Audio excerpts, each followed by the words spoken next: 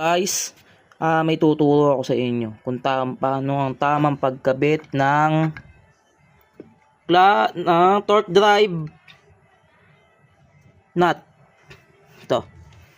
Tamang pagkabit ng torque drive nut, itong makinis na to, yung hindi matalim, dapat ito yung nasa ilalim. Dalawa yan, magkaiba yan. Yung isa sa ibabaw matalim. Tingnan nyo ah. 'Di ba matalim? Yung kabila is makinis. Ayan oh. Kinis. Hindi kayo malilito pag nagkabit kayo.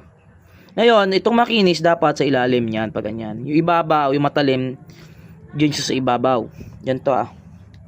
Yung kinabit nyo. Yan. Etong matalim, ito yung makinis dapat dito sa ilalim. Yan. Dito nakatutok. Is yung matalim sa ibabaw. Ngayon, pag iyan ay baliktad, ganyan, yung makinis sa ibabaw, matalim yung sa ilalim, good luck. Makakalas yung mga torque drive nut nyo.